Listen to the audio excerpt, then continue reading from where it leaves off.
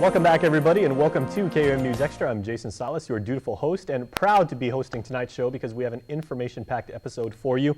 We are going to talk to a filmmaker about a new documentary, I should say, about FSM citizens serving in the United States military called Island Soldier. You do not want to miss that. And later on, we're going to find out from our friends at Sanctuary, their Blue Carpet Gala. But first, the Edward M. Calvo Cancer Foundation will host their first KUAM is Good Symposium on Sunday the 25th from 1 to 5 in the afternoon. And the organization's president is Marie Calvo-Monge. She joins me now in studio with more. Hi, Marie.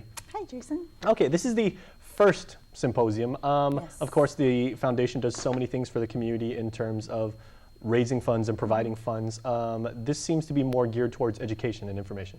Yes, it's actually the first annual, and it's being produced through a grant that we received from the KUAM Cancer Trust Fund. And with that grant, our goal was to expand our mission outside of just the financial grants, but also doing more therapeutic sessions that are worthwhile for not only cancer patients, but also their caregivers, their loved ones. And so we're excited to be producing this first symposium. And now, typical for symposia, the agendas are typically centered around a theme, but they're very, very broad and everything. So what are some of the agenda items, and maybe are you having breakout sessions or things of that nature? Yes, actually we're bringing in a keynote speaker, Dr. Brad Zebrick from the University of Michigan. He is a survivor, but he's also a professor with the U of Michigan School of Social Work, and he's a big advocate for counseling, and he's also done things like he's done a tour with his wife around the country via bike, just to promote cancer survivorship and awareness. And so we're pretty excited to bring him on board and to share his expertise. We're also doing other things with a bunch of local people in the community. We have Michelle Peer, a local artist who's going to be hosting an art therapy session. We have Rose Camacho, a family therapist, who's going to be providing some insight on stress management for patients and caregivers. And then we have people who can share their firsthand and personal experiences. Genevieve Garrett, her daughter is Natasha Leon Guerrero. I'm sorry, Natasha Perez, and she's going to be sharing her experience with turning her grief into advocacy through, she wrote I know we're very familiar with her work that she created. And Natasha's Law as well. Yes, yes, and then we also have Joyce Souza, who is a founder of the local chapter of Compassionate Hearts, which is a nonprofit organization that works with parents who've lost children to illnesses and tragic circumstances.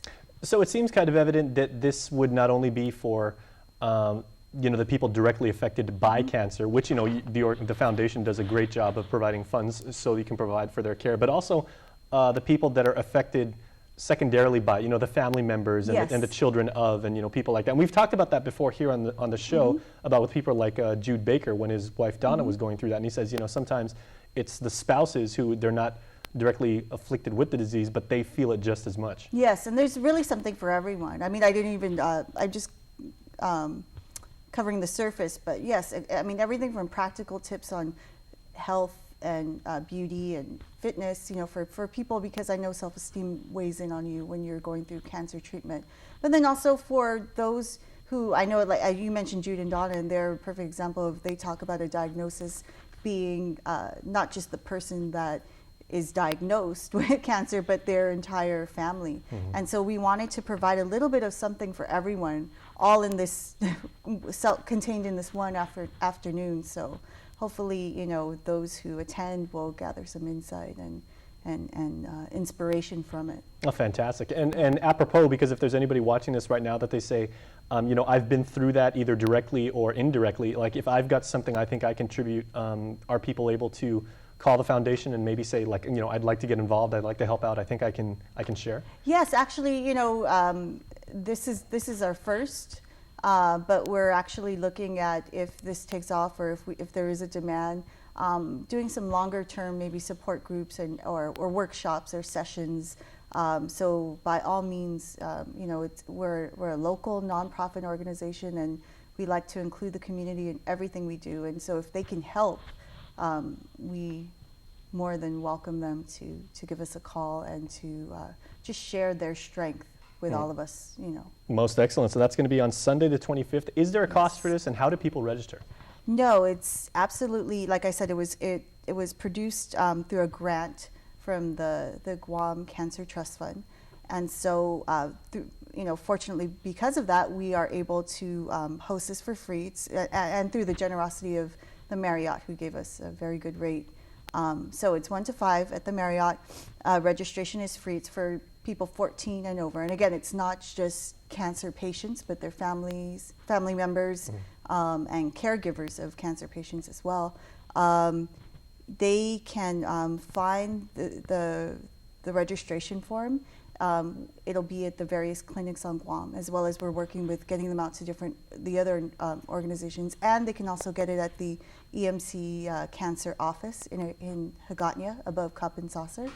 I'll give you a couple of phone numbers too. They can call 472-6854. They can visit our Facebook page, or they can call me. My direct line is 635-5849.